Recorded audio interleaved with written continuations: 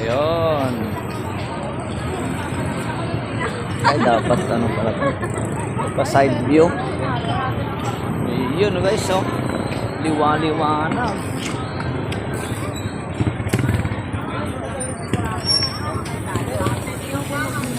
Sarado na yung simbahan. Ba't sinasara yung simbahan?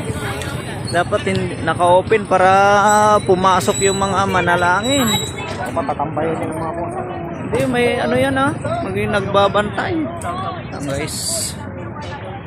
Kaganda oh, kaganda. Kunti ang tao ngayon pero pag sa simaan na yan.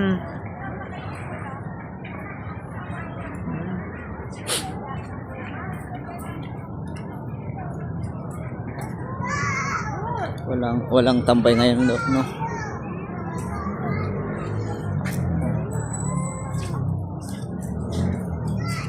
Show mo nga.